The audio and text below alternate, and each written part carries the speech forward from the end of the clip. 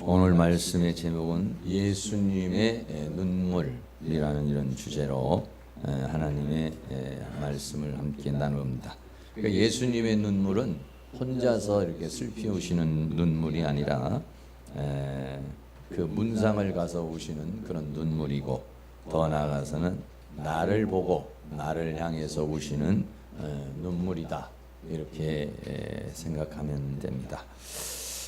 우리는 이런 말이 있죠. 남자는 일생 동안에 3번 운다.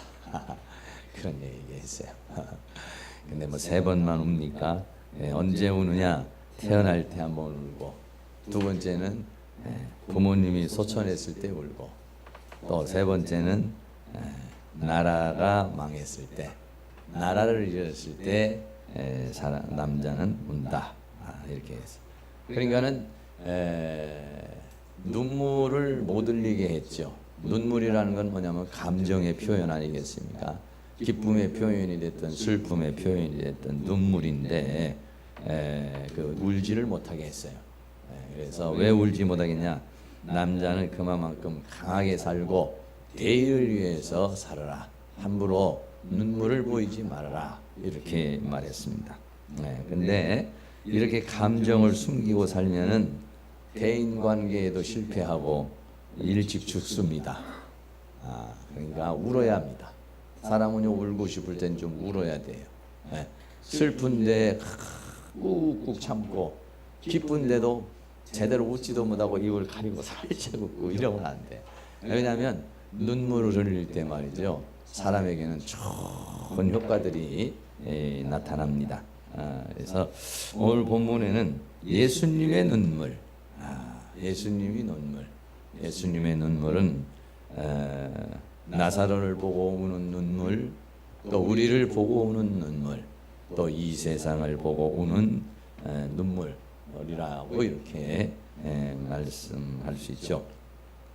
남자가 40이 넘으면 남성 호르몬인 테스토스테론이라는 것과 보소플레신이라는 것이 남성 호르몬인데, 이 분비가 적어지고 여성 호르몬인 에스트로겐과 록시토신이라는 호르몬이 분비가 됩니다.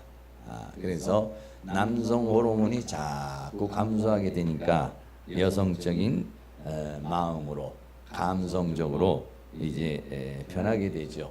그래서 남자들이 이제는 40대가 넘어가면은, 그전에는 안 울던 사람도 감성이 변화가 일어나서 울죠. 그런데 이제 누가 볼까봐 보는 데서는 못 울고 남모르게 이렇게 울고 그렇습니다. 사람은 누구나가 마음 깊은 곳에 감정이 숨어 있습니다. 불평, 불만의 감정도 있고, 분노, 저주, 증오, 혐오, 뭐 이런 감정들이 있어요. 근데 이 감정이라고 하는 것을 참 이거를 잘 다스려야 됩니다. 근데 감정이라는 것을 담고 있으면 병이 되고, 이거를 잘못 표현하면 다른 사람에게 독소가 돼버리고, 또 다른 사람에게 상처가 돼버리죠. 자기 안에 있는 것을 이거를 처리를 잘해요. 처리를. 그러니까 이런 것들은 전부 다 쓰레기죠. 버려야 될 것들이고, 어떤 거는 다 배설물인데, 이거를 잘못하면은 다른 사람에게 독소를 주고, 다른 사람에게 고통을 주고 그렇습니다. 근데 그 중에 이 독소를, 이런 분노의 감정, 슬픔의 감정을 해소하는 것 중에 하나가 뭐냐면 바로 이 눈물이라는 그런 것입니다. 이 그 눈물을 흘리게 되면요, 카테콜아민이라는 호르몬이 그 눈물 안에 들어있는데, 이 카테콜아민이라는 것은 안 좋은 호르몬이에요. 사람이 스트레스를 받는다든지, 또는 아니면은 소화기 질환이나 또는 이런 혈액순환 이런 데에 아주 좋지 않은 그런 호르몬이 이 카테콜아민이라고 하는데, 눈물을 흘릴 때 이게 빠져나간다는 겁니다. 그러니까 사람이 눈물을 실컷 울고 나면은 가슴이 시원한 느낌을 받는 게 뭐냐면 불안감이 없어지는 거예요. 불안감. 아까 말한 이 카테콜아민이라고 하는 그것이 우리 안에서 자꾸 불안감을 조성하고, 또 여러 가지 콜레스테롤을 수치를 높이는 그런 작용을 해요. 그런 것들이 이제 스트레스를 통해서 오는 건데 눈물을 흘릴 때 그 눈물 안에 그 카테콜아민이 섞여가지고 팍 빠져나오는 거예요. 그러니까는 그 눈물을 흘리는 거 좋죠. 회개의 눈물도 좋고 감사의 눈물도 좋고 이런 눈물을 흘리는 게 좋다는 거예요. 남자가 여자분들이 더 눈물이 많죠. 근데 이제 감성적인 부분도 있지만은요, 눈의 구조를 보면은 여자의 눈물은 이 길이가 좁아요, 좁아. 그래서 눈물이 나오면 체내로 원래는 이렇게 흡수가 돼야 되는데 여자는 그 길이 좁답니다. 그래가지고 밖으로 미처 못 나가고 밖으로 나온다는 거예요. 눈물의 구조가 그런 거예요. 감성적인 거라서 여성들이 눈물을 더 많이 내기도 하지만은 그게 남성들은 체내로 빨리 그 길이가 있어서 눈물 길이 좀 굵어서 그리 빠져나가는데 여성들은 그랬는데 빠져나가지를 못해서 밖으로 역시 많이 나오니까 더 많이 여성들은 감성도 풍성한 데다가 눈물도 밖으로 더 많이 나오게 되는 그런 부분이죠. 오늘 요한복음 11장은 예수님께서 사랑하는 그 나사로, 마르다, 마리아 이 가족들입니다. 부모들은 안 나오고 이 가족들이 이렇게 남매가 살고 있는데요. 그런데 거기에서 이 막내죠. 막내 나사로는 오라비라고 했어요. 오라비는 여자가 남동생을 좀 낮추어서 부를 때 오라비, 오빠는 오라버니 이렇게 얘기하죠. 오빠를 말할 때는 오라버니 이렇게 말하고, 그리고 남동생을 말할 때는 오라비 이렇게 말해요. 그래서 오라비가 죽은 거예요. 그러니까는 이 남자가 나사로가 죽었어요. 그러니까는 얼마나 젊은 나이가 뭐 분명하게 표시가 안 돼 있지만 젊은 나이에 동생을 잃어버렸어요. 그러니까 이 두 자매가 얼마나 마음이 슬프고 괴롭겠습니까? 그래서 안타깝게 눈물을 흘리는 그런 장면이 오늘 요한복음 11장에 있어요. 그래서 그 마리아가 예수님 발 앞에 눈물을 흘리고 또 거기에 온 사람들이 막 눈물을 흘리는 모습을 보고 예수님께서 함께 눈물을 흘렸다. 함께 눈물을 흘렸다. 그 예수님의 눈물의 의미는 무엇인가 하는 그런 말씀을 함께 나누려고 그러는 것입니다. 첫째로 마리아의 그 신앙이 있습니다. 주께서 여기 계셨더라면 라고 하는 그런 마리아의 신앙이 오늘 요한복음 11장 32절에 있습니다. 마리아가 예수님이 오시니까 예수님께 와서 그 발 아래 엎드리며 말하기를 주께서 여기 계셨더라면 내 오라비가 죽지 아니하였겠나이다 라고 그렇게 말했습니다. 그러니까는 예수님이 함께만 있었으면 오라비가 이렇게 그 질병이 있었지만 질병을 치료해 줬을 거 아니냐. 왜냐하면 예수님이 질병을 치료하는 것은 많이 봤거든요. 안진뱅이나 또는 소경이나 문둥병자나 이런 사람들을 치유하시는 것을 많이 봤으니까 예수님이 계셨더라면 얼마든지 그 병을 치료하시고 그리고 우리 오라비가 죽지 않았을 텐데 예수님이 여기 계시지 않아서 그래서 내 오라비가 이렇게 죽었다라고 그렇게 말을 하는 것이죠. 그렇습니다. 예수님께서는 일부러 나사로라는 사람이 죽고 질병에 걸렸다는 소리를 듣고도 이틀을 더 묵다가 나을지나 이렇게 온 것이죠. 왜 그렇게 하셨느냐? 그렇게 하신 이유는 뭐냐면은 예수님이 오셔서 예수님 자신이 바로 그 죽은 나사로를 살려서 부활이요 생명이신 예수님을 계시하시기 위해서 예수님은 그렇게 시일을 늦추신 것입니다. 그런데 이 마리아나 그 다른 사람들은 그 예수님의 의중보다는 당장 그 나사로라는 사람이 죽게 되니까 슬픔에 못 이겨서 그렇게 울고 주께서 여기 계셨다면 살았을 텐데 이렇게 죽게 되었다고 그렇게 말합니다. 다시 말하면 죽기 전에는 얼마든지 예수님이 고칠 수 있는데 죽고 난 다음에는 안 되는 거 아니냐. 죽기 전에 질병의 문제는 치유할 수 있지만은 죽은 다음에야 어떻게 사람을 살릴 수가 있느냐. 그러니까 예수님이 지금까지는 죽은 자를 살리는 그런 기적을 베풀지를 않았습니다. 그러니까 사람들의 모든 상식이 병이 걸렸을 때는 의술이 됐던지 아니면 여러 가지 방법을 통해서 고칠 수 있다라고 하는 희망을 가져요. 그러나 숨이 끊어지고 호흡이 멈추게 되면은 그때는 모든 사람이 모든 걸 포기하게 되는 것이죠. 그래서 예수님은 죽은 나사로를 살려서 예수님 자신을 계시하시기 위해서 이렇게 지금 그 현장에 지금 예수님께서 오신 것이죠. 그런데 마리아는 그것을 알지를 못하고 있는 것입니다. 그래서 그 모습을 보고 예수님께서 눈물을 흘리셨다. 공식적으로 예수님이 눈물을 흘리는 장면은요, 이 장면밖에 없어요. 물론 예수님이 겟셋마네 동산에서 기도를 할 때는 심한 통곡과 간구로 기도를 했다고 히브리서는 그렇게 말하고 있습니다. 그러나 실제적인 모습으로 이렇게 눈물을 흘리면서 감정을 그렇게 표현을 한 것은 바로 요한복음 오늘 본문에 있는 그런 내용이 되는 것이죠. 예수님께서 11장 33절에 보면 그의 우는 것과 마리아의 우는 것과 이 마리아라고 하는 사람의 신앙은 참 기가 막힌 신앙이죠, 사실은요. 요한복음 이제 12장에 가서도 우리가 보지만 그 마리아라는 사람은 자기의 옥합을 깨뜨려 예수님의 발 앞에 향유를 뿌린 사람이고 예수님이 부활을 했을 때도 첫 번째로 달려가지고 예수님을 만난 사람이고 그래서 예수님께서 이 집을 말이죠. 이 베다니에 있는 이 집이 예루살렘하고 가까워요. 그러니까 이 집에 예수님이 공식적으로 한 5번 정도는 이 집에 가가지고 묵었고 또 함께한 그 집이 뭐냐면 이 나사로의 집입니다.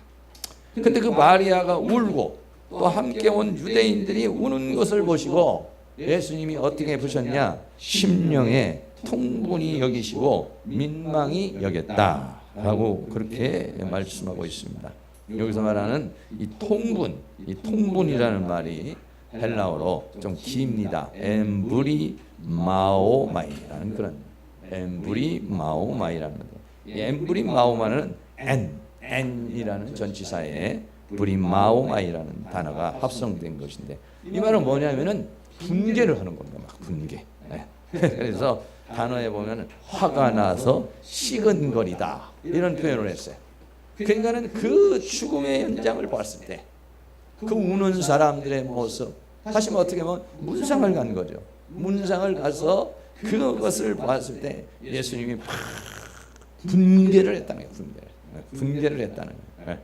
분개를 하면서 또 뭐냐? 민망히 여겼다 이렇게 말해요. 민망. 이 민망이라는 말은 타라소라는 단어인데 이 타라소라는 단어는 뭐냐면 요동하는 것입니다. 너희는 마음에 근심하지 말라. 근심이라는 말도 이 타라소라는 단어로요. 마음이 요동을 치는 거죠. 그러니까는 그 모습을 보는 순간 막 분노가 올라오고 분개를 하면서 그러면서 민망하게 막 자극이 일어나는 거예요. 이것을 킹제임스에서는 신음하며 괴로워했다 이렇게 말하는데 심령이 아니라 영이 그래요. 영이 심령이 아니라 영이 예수님의 영이 이렇게 막 그것을 통분히 여기며 그리고 그것을 민망히 여기서 막 견딜 수 없는 그 인간의 그 죽음 앞에 무력한 그 인생들을 봤을 때 예수님의 그 마음이 너무 힘들고 고통스럽고 괴롭고 그렇습니다. 인간이 이 세상에 살아가면서 가장 고통스러운 것 중에 하나가 뭐냐면 질병이죠. 요즘 또 여름이라 여러분들이 얼마나 마음이 이렇게 좀 몸이 좀 힘들잖아요. 더군다나 이 질병 문제도 참 인간에게 고통스러운 것인데 더 나아가서 이 죽음이라고 하는 것에 대해서는 인간이 뭐 할 수 있는 것이 없습니다. 죽음 앞에는 아주 큰 인상이죠. 죄의 삭슨 사망이라는 이 명제 앞에 그 누구도 거기에서 자유로울 수가 없는 그런 것입니다. 지난주 금요일 날도 이제 문상을 간 일이 있습니다. 성모병원, 저 부평에 있는 성모병원에 문상을 갔는데 얼마나 사람들이 많은지, 차가 옛날에 그 성모병원이 조그만했는데 지금 이제 좀 크게 적어놔서 주차장도 없고 그 무슨 공군기진과 그 군인들 그 기지를 그거 다 샀는데도 크게 모자랄 정도로 차가 막 얼마나 많은지 모릅니다. 하여간 병원에 가면은 뭐 병으로 고통당하는 사람이 수없이 많이 있습니다. 그리고 병원에는 항상 뒷길로 돌아가면 장례식장이 있습니다. 그 병으로 고치지 못하고 그 의술로 고치지 못해서 돌아가시는 분들, 그분들을 이제 장례하는 그런 장례식장이 거기에 있죠. 우리가 죽음 앞에서 가서 할 수 있는 게 뭡니까? 죽음 앞에서 가가지고 문상 가가지고 상주에게 할 수 있는 말이 얼마나 슬프십니까? 얼마나 괴로우십니까? 뭐 이 말하고 우리가 하나님 말씀 함께 나누고 그 죽음이라는 명제 앞에 거기 가서 아무개야 일어나라, 아무개는 살아나시오, 어디 내가 한번 봅시다, 뭐 이렇게 말할 수 있는 사람은 없는 거죠. 예수님은 인간의 죽음 앞에 아주 통분히 여기십니다. 우리가 질병 속에 고통을 당하고 우리가 이 사망이라는 이 괴로움 속에 고통을 당하는 모습을 보고 주님은 그 모습을 보시는 주님의 마음은 통분하고 민망스러운 아주 영으로 분개하시면서 어쩔 줄 모르는 괴로워하는 그런 모습이 바로 주님의 모습이라는 것을 우리에게 말씀해 주고 있는 것입니다. 그리고는 예수님께서 요한복음 11장 35절에 예수께서 눈물을 흘리시더라 이렇게 말했습니다. 눈물을 흘리시더라. 왜 예수님은 여기서 눈물을 흘리셨을까? 뭐 여러 사람들이 다양한 형태로 이야기를 할 수가 있겠습니다. 요한복음 11장 36절에는 이에 유대인들이 말하되 보라 그를 어떻게 사랑하였는가. 예수님이 너무 사랑한 사람이 죽었기 때문에 그래서 슬퍼서 예수님이 눈물을 저렇게 흘리는 것이다 이렇게 생각을 했습니다. 그러나 그렇지 않아요. 주님은 나사로가 죽은 것에 대해서 슬퍼서 우시는 그런 눈물이 아니죠. 죽음이라고 하는 인간이 이 죄와 사망 가운데 고통을 당하고 슬피우는 인간에 대한 긍휼의 눈물인 것입니다. 할렐루야. 나를 향해서 내가 만약에 어떤 질병 속에 있고 내가 어떤 고통 속에 있을 때 주님이 나를 보시고 우시는 눈물, 그 눈물은 이 죄악의 세상 가운데 죄와 사망 가운데서 묶여있는 우리들, 세상과 사단 가운데서 종로로 타는 우리들을 보고서 안타까운 마음, 긍휼의 마음, 분개하는 마음. 이 분개는 사람에 대한 분개가 아니라 원수 마귀 사탄에 대한 분개. 주님의 눈물은 나를 긍휼히 여기는 그런 긍휼의 눈물인 것이죠. 그런 눈물을 주님께서 흘리시고 더 나아가서는 예수님이 부활이요 생명이신 것을 모르는 그런 불신 세계를 향한 눈물. 그 많은 기적을 보여주었지만은 그럼에도 불구하고 주님이 바로 부활이요 생명이신 그 주님을 몰라보는 그 불신 세계를 향한 주님의 눈물, 이런 여러 가지 눈물의 의미를 담고 있는 것입니다. 그리고는 예수님이 나사로를 살리시는 것입니다. 먼저 예수님이 이제 요한복음 11장 39절에 뭐라고 말씀하시느냐면은 예수께서 가라사대 돌을 옮겨 놓으라. 나사로가 있는 무덤으로 갔습니다. 돌을 옮겨 놓으라 이렇게 말합니다. 돌을 옮겨 놓으라. 그 죽은 자의 누이 마르다가 말하기를 주여 죽은 지가 나흘이 되었음에 벌써 냄새가 나나이다. 돌을 옮겨 놓으라. 예수님이 살리겠다 이렇게 지금 말씀하시는 거잖아요. 그러니까는 마르다가 말하기를 죽은 지 나흘이 돼서 시체가 벌써 냄새가 나는데 주님 어떻게 하시려고 그러십니까? 지금까지 살아오는 가운데에서 그런 시체를 살려본 일이 없다. 그런 시신이 살아난 일을 본 적이 없다. 과연 예수님이 그런 것까지도 죽은 자도 살리시는 예수님, 그분은 부활이요 생명이시라는 이 사실에 대해서는 거기 있는 사람이 그를 알지를 못했다 이런 얘기죠. 네. 성화에 보면은요 그 돌을 옮겨놓는 그런 장면을 이렇게 그려놓은 게 있어요. 네. 얼마나 보통 이스라엘 사람들은 굴에다가 이제 시신을 넣잖아요. 그리고 앞에를 갖다가 큰 돌멩이나 아니면 이렇게 동그랗게 이렇게 좀 만든 대리석 같은 걸로 깎아 만든 그런 돌멩이로 그 굴 입구를 갖다가 딱 봉해놓은 이렇게 덮어놓는 것입니다.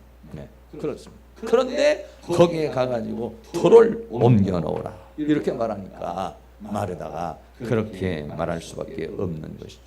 그때 예수님이 뭐라고 말씀하면 요한복음 11장 40절에 예수께서 가는 내 말이 내가 믿으면 하나님의 영광을 보리라 하지 아니하였느냐 하신대. 할렐루야.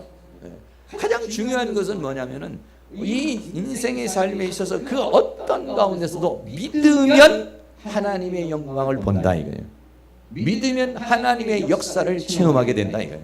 믿으면 하나님의 역사를 보게 된다 이런 얘기예요. 할렐루야. 예. 이 믿음이라고 하는 것이 우리에게 얼마나 소중하고 얼마나 귀중한 것인지 몰라요. 믿음이라고 하는 것은 사람을 살리기도 하고 죽이기도 하고, 믿음이라고 하는 것은 하나님의 이런 역사를 일으키기도 하고 일으키지 못하게도 한다 이런 얘기예요. 예. 그러니까 우리가 말이죠 가져야 할 것 중에 하나는 뭐냐면 믿음인 것입니다. 믿음. 할렐루야. 하나님 나에게 믿음을 주시옵소서. 돌을 옮길 만한 믿음을 주시옵소서. 하나님의 영광을 볼 만한 믿음을 주시옵소서. 예. 어떤 사람은요 믿어져. 돌을 옮겨 놓아라 그렇게 말을 하면은 막 믿어져. 이렇게 해서 기도하십시오. 이렇게 합시다 그러면 막 믿어지는 사람이 있어요. 근데 어떤 사람은 얘기를 해도 그게 어떻게 그게 나을 수 있습니까? 병원에 가서 치료를 받든지 약을 먹어야 낫는 것이지. 앞에서는 믿고 기도하세요 그러면 네 말은 그렇게 해도 속으로는 아이고 어떻게 그럴 수가 있어요. 안 되는 거죠. 이렇게 생각하는 사람이 있어요. 근데 어떤 사람은 믿음이 오는 사람이 있어요. 믿음이 오는 사람. 할렐루야. 사랑하는 모든 성도는 믿음이 주어질 수 있기를 주의 이름으로 축원합니다. 할렐루야. 믿음이 주어져야 돼. 믿음이 주어진다는 것은 국률이 주어지는, 믿음이 주어지는 건 역사가 일어나는 거야. 믿음이 오는 것은 성령이 역사하는 것이에요. 그러나 믿어지지 않는 것은 성령이 역사하지 못하는 거야. 믿어지지 않는 건 국률이 오지 않는 거야. 믿어지지 않는 것은 하나님의 역사가 지금 없다는 것이에요. 그러니까 우리가 주여 나에게 역사하사 내 마음에 믿음이 생기게 하여 주시고 믿음이 만들어지게 하여 주시고 믿음으로 나갈 수 있는 은혜를 허락하여 주시옵소서. 할렐루야. 그런 믿음이 여러분에게 일어날 수 있기를 주의 이름으로 축원합니다. 예수님께서 무덤 앞으로 가셨습니다. 그리고는 뭐냐 이 말씀하시고 큰 소리로 나사로야 나와라. 할렐루야. 예. 여러분 이게 우리가 그냥 성경이니까 우리가 이렇게 바라보는 것이지만은 예수님께서 그 무덤을 향해서 뚜껑을 열어놨습니다. 네? 무덤에 있는 돌을 옮겨 놓으라고 그러니까 그 무덤이 옮겨졌습니다. 옮겨진 사람들이 전부 다 눈이 다 동그래서 설마 하면서 당황하면서 그 현장에 무슨 일이 일어날까, 도대체 예수님이 뭐라고 어떻게 하실지 거기에 대해서 전부 다 아마 숨지고 이렇게 바라봤던지 아니면은 속으로 아니 도대체 뭐 하려고 그러는지 좀 비난적으로 그 사람이 보았을 수도 있겠습니다. 나사로야 나와라.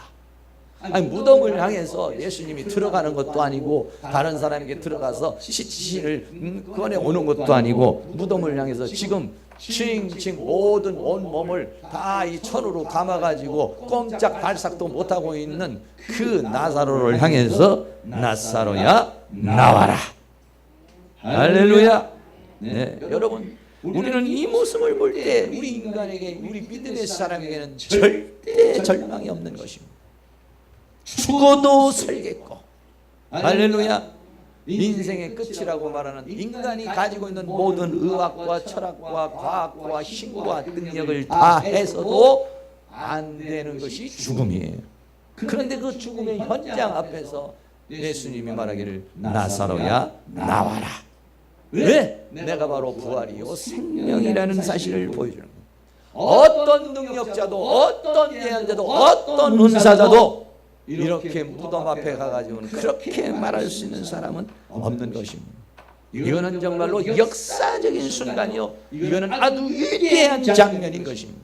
인류 역사상 모든 역사를 뒤집어도 무덤 앞에 가서 무덤 뚜껑을 열어놓고 죽어있는 시체, 이미 냄새가 나고 있는 시신을 향해서 나사로야 나와라, 이렇게 말할 수 있는 존재는 이 세상에 단 한 존재도 없는 것입니다. 할렐루야. 누가 그렇게 말할 수 있습니까? 누가? 오직 창조주이신 하나님, 부활, 죽은 자도 살게 하는 부활이시며 생명의 주관자가 되시고 생명의 창조자가 되시는 하나님만이 이렇게 말할 수 있는 것입니다. 공자의 논어에서 공자의 그 제자들이 말하기를 그랬어요. 공자님, 우리가 죽게 되면은 어떻게 됩니까? 하고 물었습니다. 공자가 말하기를 아직 살고 있는 삶도 모르는데 어찌 죽음에 대해서 알 수 있겠느냐 라고 그렇게 말. 참 어떻게 보면 솔직한 표현입니다. 그게 인간입니다. 내가 지금 살고 있는 이 삶도 몰라. 내가 지금 어떻게 살고 있는지 삶에 대해도 모르는 사람이 어떻게 죽음과 죽음 이후에 대해서 알 수가 있겠습니까? 네.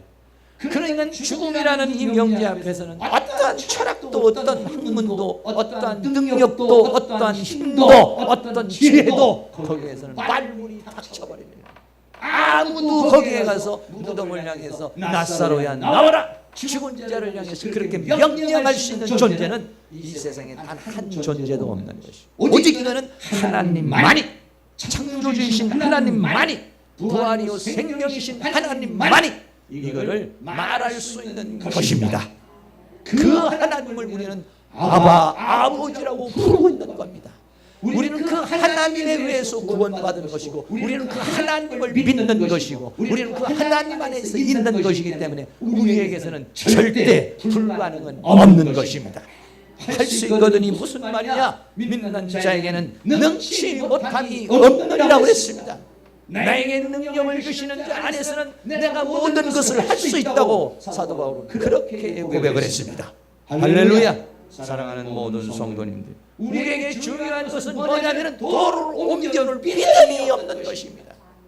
돌을 옮겨놓으라고 그러면 뭐 이론을 말합니다. 지금 죽은 지가 얼마가 됐습니다. 지금 시신이 지금 냄새가 납니다. 아니, 지금 이것은 될 일이 아닙니다. 자꾸 우리의 이론을 거기다가 내놓으려고 합니다. 아니요, 하나님의 세계는 이성의 세계도 아니요, 논리의 세계도 아닙니다. 하나님의 세계는 믿음의 세계인 것입니다. 하나님의 세계는 창조의 세계인 것이요, 하나님의 세계는 현실이라는 세계를 뛰어넘는 영의 세계인 겁니다. 할렐루야. 내 이 좁은 생각을 가지고 믿음의 세계를, 하나님의 세계를 자꾸 판단하고 생각해가지고 스스로 낭망하고 스스로 절망하고 스스로 모든 걸 포기해버리는 그런 사람이 되서는 안 돼요. 하나님의 세계는 우리 지식에 넘치는, 우리 인간의 생각으로 생각할 수 없는 그러한 세계가 하나님의 세계인 것입니다. 하나님의 말씀이 주어지면 그 말씀을 붙잡고 믿음으로 나가면, 내가 믿으면 하나님의 영광을 보리라. 할렐루야. 여러분이 믿음을 가져서 하나님의 영광을 보고, 하나님의 영광을 체험하고, 하나님의 영광을 노래하고, 하나님의 영광을 간증할 수 있는 그러한 은혜의 역사가 일어날 수 있기를 주의 이름으로 축원합니다. 이스라엘의 베다니에 가면은 지금도 이 무덤을 이렇게 다 해놔서 거기가 바로 나사로가 죽었던 그리고 다시 살아난 장소라고 하는 것을 지금도 이스라엘에 가면 그 현장을 그대로 보존해 놓고 있는 것입니다. 이는 역사적으로 우리에게 증명해 주고 있는 것입니다. 우리는 역사적으로만 볼 것이 아니라 오늘 말씀을 통해서 믿음으로 보게 하시기를 보기를 원하고 나사로를 살리신 하나님, 나사로를 향해서 일어나라 나와라 이렇게 말씀하신 하나님이 나사로에게만 말씀하십니까? 아니, 오늘 우리에게도 그렇게 말씀하시는 것입니다. 할렐루야. 여러분들이 모두가 다 일어나 새로운 생명, 새로운 역사를 이룰 수 있기를 주의 이름으로 축원합니다. 그러니까 죽었던 나사로가 살아납니다. 예수님께서 말씀하시니까 요한복음 11장 44절에 죽은 자가 수족을 배로 동인 채로 나옵니다. 죽은 자를 꽁꽁꽁꽁 묶어놨는데 배로 꽁꽁꽁꽁 묶어놨는데 이 사람이 어떻게 일어나서 나올 수가 있겠습니까? 그 얼굴은 수건에 쌓였더라. 예수께서 가라사대 풀어놓아 다니게 하라 하셨습니다. 여러분들이 이해를 돕기 위해 그림을 보는데 여러분 생각해 보시고 온 몸을 천으로 묶어놨지만은 그러나 예수님이 말씀하시면 일어나는 겁니다. 예수님이 말씀하시면 걸어오는 것입니다. 할렐루야. 그래서 왜? 하나님의 말씀은 생명이요 하나님의 말씀은 창조요 하나님의 말씀은 능력입니다. 주님께서 말씀하시면 바람도 불던 것도 그치는 것입니다. 주님께서 말씀하시면 천지가 창조되는 것입니다. 주님이 말씀하시면 역사가 일어나는 것입니다. 우리가 믿는 말씀, 우리가 믿는 성경이 바로 하나님의 말씀인 것입니다. 그 하나님의 말씀을 붙잡으면 거기에는 하나님의 능력이 나타나고 거기에는 하나님의 권세가 나타나고 하나님의 역사가 거기에서 나타나게 될 줄로 믿습니다. 죽은 자가 수종을 배로 동이처럼 나와요. 죽은 자가 됐든지 썩은 자가 됐든지 아니 이미 화장을 해서 모든 죄가 다 날아가고 그 몸이 다 해체가 됐을지라도 주님이 말씀하시면 마지막 나팔 소리가 불게 되면은 부활하게 되는 것인데 하나님의 능력 안에서는 능치 못함이 없는 줄로 믿습니다. 할렐루야. 그걸 오늘 우리에게 보여주는 것입니다. 그 사람이 나오니까 예수님께서 풀어서 놓아서 다니게 나오니 얼마나 그 가족들이 뛰어가가지고 나사로를 붙잡고 얼마나 기뻐하고 즐거워 있겠습니까? 참 그림을 참 잘 그려놨더라고 보니까 나사로가 그 누님들 두 누님을 부여잡고 웃는 이 모습 조금 전까지만 해도 초상집이고 조금 전까지고 슬픔이고 죽음이라고 하는 이 상황 앞에서 참 괴로움이고 슬픔이고 고통스러웠던 것인데 주님께서 그 무덤에서 나사로를 살리게 되니까 여기는 새로운 기쁨이요 평강이 오고 하나님의 은혜가 거기에서 주어지게 된 줄로 믿습니다. 할렐루야. 이러한 은혜의 역사가 우리의 나사로에게만 있는 것이 아니라 우리들 모든 삶 속에 일어날 수 있기를 주의 이름으로 축원합니다. 이 나사로의 부활을 통해서 예수님께서 우리에게 보여주시려는 것이 한 몇 가지가 됩니다. 그 중에 하나는 뭐냐면 질병을 치유하시는 치유의 주님을 계시하시는 것입니다. 두 번째는 예수님 자신이 바로 부활이요 생명이신 것을 보여주시는 것입니다. 세 번째는 뭐냐면 그 죽은 나사로가 살아나는 모습을 보고 아, 인간은 죽음으로 끝이 나는 것이 아니라 인간에게는 부활이 있구나. 부활을 대표적으로 보여주는 것입니다. 죽은 자라도 마지막 나팔 소리에 죽은 자도 예수님께서 말씀하시면 죽은 자도 살아난다는 사실 부활을 대표적으로 우리에게 보여주신 것입니다. 할렐루야. 더 나아가선 죽음 앞에서 통분하시며 우시는 주님을 우리에게 보여주시는 것입니다. 여러분 죽음 앞에서 사탄의 종노릇하고 죄의 노릇하고 세상의 종노릇하면서 이렇게 죄의 삭슨 사망으로 죽어가는 인생을 보시는 예수님의 모습은 뭐냐? 나를 보고 통분하며 민망히 여기시고 그리고는 눈물을 흘리시는 주님이시다는 것입니다.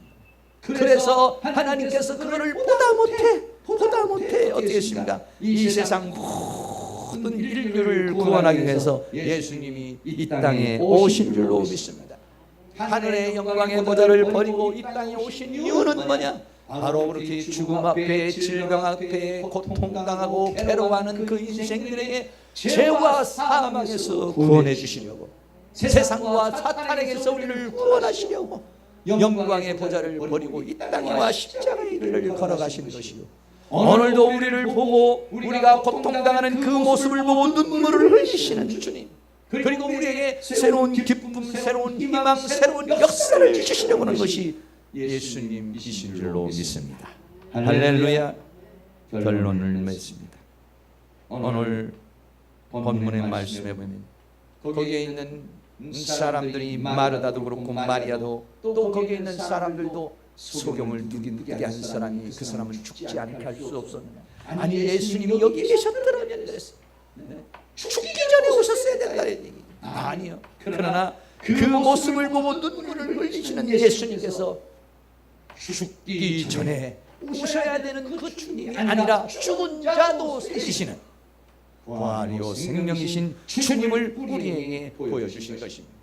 오늘 우리가 살아가는 삶 가운데 어떤 삶 가운데 있을지라도 그게 죽음이고 절망이고 낙심이고 끝이라 할지라도 주님이 그 현장에 와서 나사로야 일어나라, 할렐루야 말씀하시면, 우리가 주님이 오셨을 때, 주님의 말씀이 역사할 때 우리가 삶의 모든 문제 속에 그 문제의 돌멩이를 옮겨놓을 수 있는 믿음이 주어진다면 거기에는 하나님의 놀라운 은혜의 역사가 일어나게 될 줄로 믿습니다. 그러한 주님, 부활이요 생명이신 주님을 체험하고 그 주님이 주시는 힘과 능력 가운데서 늘 승리하는 그런 역사가 우리 모든 성도들에게 일어날 수 있기를 주의 이름으로 축원합니다. 할렐루야. 찬송 같이 한번 드리겠습니다. 인생길 험하고 마음 지쳐 살아갈 용기 없어질 때 너홀로 앉아서 탕식지 말고 예수님의 품으로 나오시오. 찬양 같이 한번 드립니다.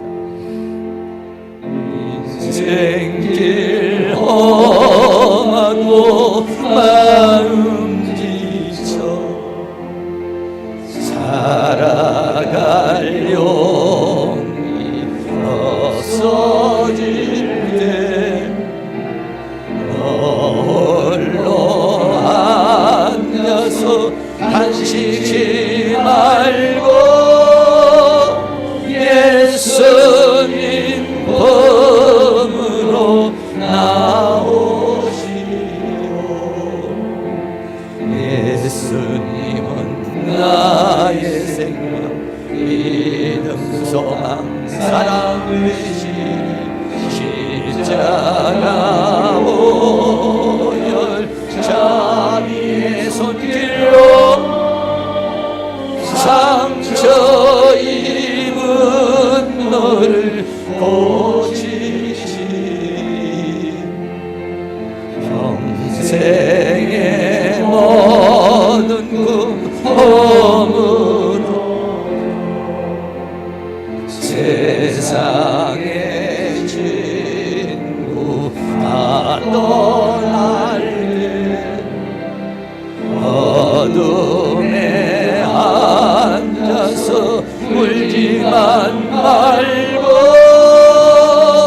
예수님 품으로 나오시오. 예수님은 나의 생명, 믿음, 소망, 사랑 되시니 십자가 오열 이의 손길로 상처 입은 너를 고치시니 어두운 밤 지나면 새날로 겨울이 가면 봄이 오는 이 세상 슬픔이 지나고 나면 황영한 새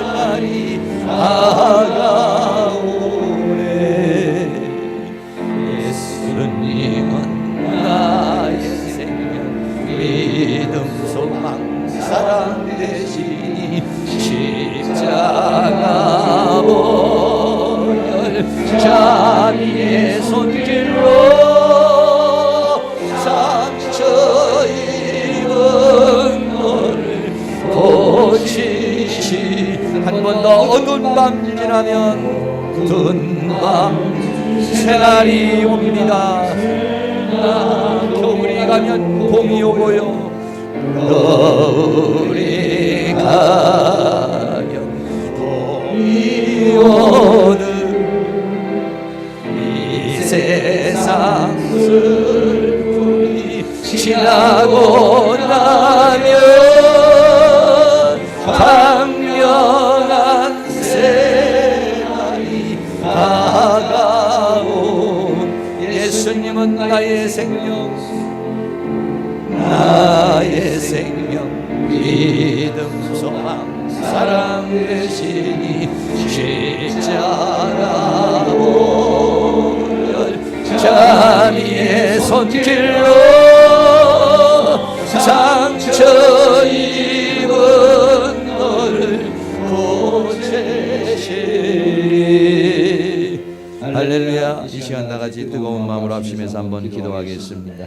우리의 인생의 절망, 우리의 인생의 끝이고 우리의 인간의 힘으로 할 수 없는 모든 상황에서도 주님은 부활이요 생명이기 때문에 주님을 믿으면은 하나님의 영광을 보게 될 것입니다. 하나님 아버지여, 나의 믿음 없음을 용서하여 주시고 도를 옮길 만한 믿음을 주시고 나에게 하나님의 영광을 볼 만한 믿음을 주셔서 믿음으로 승리하는 그런 역사가 일어날 수 있도록 성령 하나님께서 우리를 주장해 주시고 붙들어 주시고 함께하여 주시옵소서. 다같이 동성으로 한번 기도합니다. 사랑과 은혜가 많으신 아버지 하나님, 오늘도 우리 하나님께서 은혜와 사랑 가운데 우리를 인도해 주시고 붙들어 주시는 것을 감사합니다. 이 시간 우리 하나님께서 우리를 주장하여 주셔서 오늘도 요한복음 11장을 통하여 죽은 나사로에 대해서 우리가 함께 은혜를 나눕니다. 아버지 하나님이여, 죽은 지 나흘이 되신다는 냄새가 납니다. 인간의 힘으로, 인간의 아버지 어떤 무술로도 과학으로도 힘으로도 능으로도 할 수 없는 상황입니다. 그러나 예수님 말씀하시기를 도를 넘겨놓으라고 말씀합니다. 내가 믿으면 하나님의 영광을 보리라고 주님 말씀합니다. 사랑하는 주님께서 우리에게 은혜와 사랑으로 인도하여 주시며 주의 성령의 능력으로 역사하여 주시고 주의 권능으로 역사하여 주시기를 간절히 원합니다.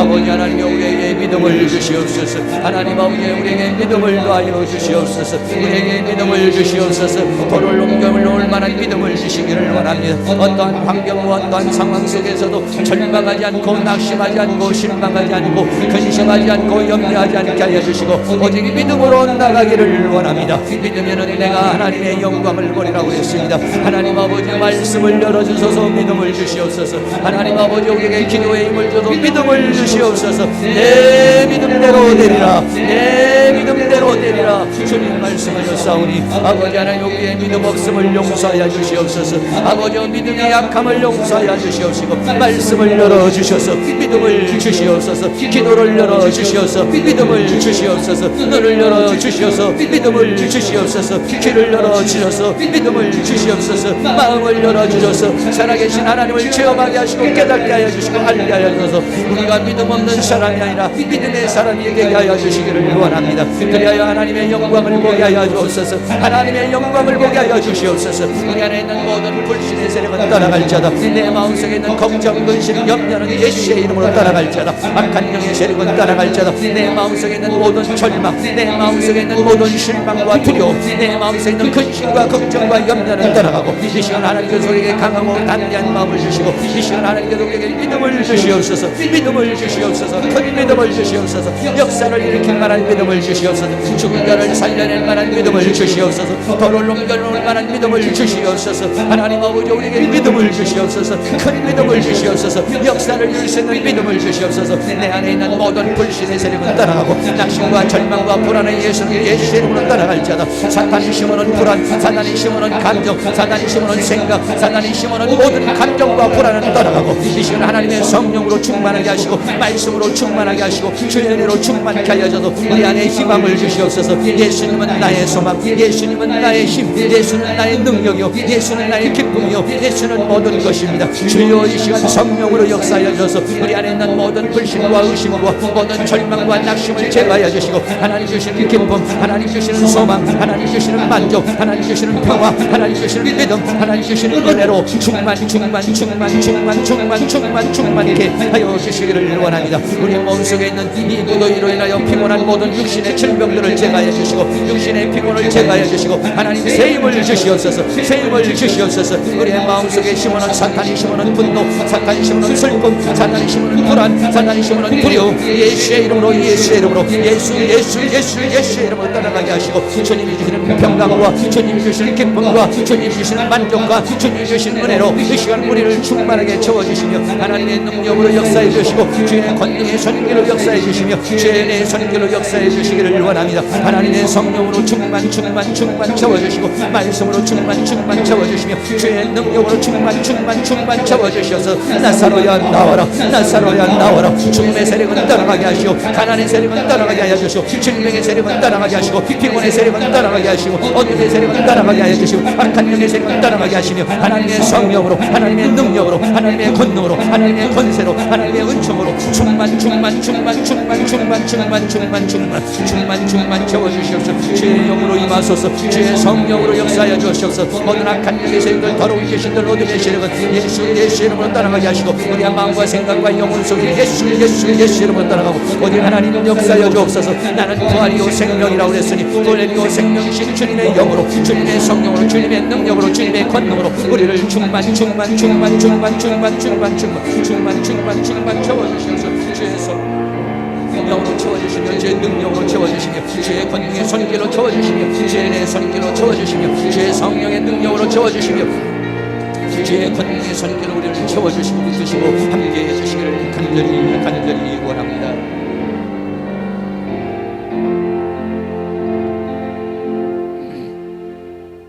사랑과 은혜가 많으신 아버지, 질병 앞에 인간은 무력합니다.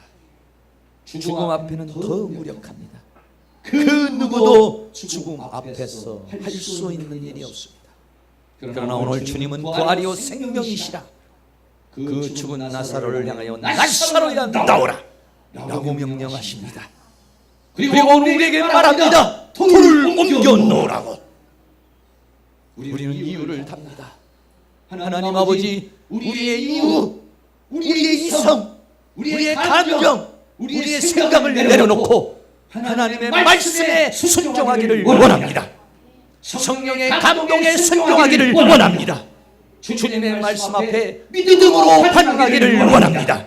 오늘 우리 안에 있는 모든 불신, 오늘 우리 안에 있는 모든 불안과 걱정과 근심, 사탄이 심어놓은 모든 생각과 감정을 송두리째 뽑아내 주시옵시고 하나님의 말씀으로 채워주시며 주의 성령으로 채워주시며 주의 능력으로 채워주시고 믿음의 영으로 채워주셔서 하나님의 말씀을 믿음으로 하나님의 영광을 보는 그러한 은혜의 역사가 일어날 수 있도록 도와주시옵소서. 우리의 마음속에 있는 모든 불신과 우리의 마음속에 있는 모든 대적과 우리 마음속에 있는 모든 하나님을 향한 불순종을 제거하시고 오직 믿음으로 오직 순종으로 나가 하나님의 역사를 볼 수 있는 그런 은혜의 역사가 일어날 수 있도록 주께서 함께하여 주시옵소서.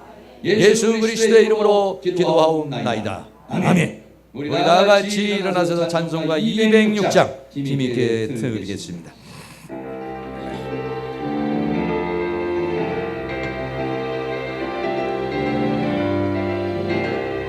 오랫동안 모든 죄 가운데 빠져 더럽기가 알량었던 우리를 아무것도 없이 구원하는 하나님의 자녀 지금 되었네. 주의 그 사랑 한량없도다 찬송할지어다 예수의 공로 주의 그 사랑 한량없도다 찬송할지어다 예수의 공로 주의 보혈 벗어 정결하게 씻어 죄악에서 떠난 몸이 되고 세상 근심 거론 한곳 없어지니 하나님의 빛이 영원없도다 그 사랑 한량없도다 찬송할지어다 예수의 공로 주의 그 사랑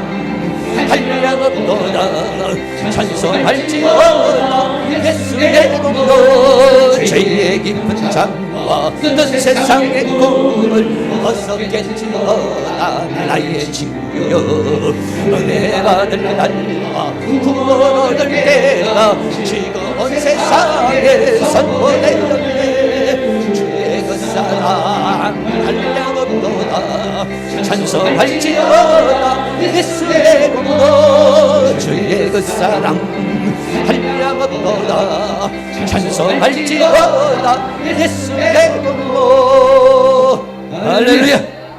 지금은 부활이요 생명이신 우리 주 예수 그리스도의 은혜와 하나님 아버지의 끝없는 사랑하심과 성령님의 감화감동 교통 충만 인도하시는 은혜의 역사가 이 시간 고개 숙인 사랑하는 모든 성도들의 머리 위에 가정 위에 삶 위에 이 교회 위에 학교 위에 민족 위에 세계 위에 지금으로부터 영원토록 함께 있을지어다. 아멘.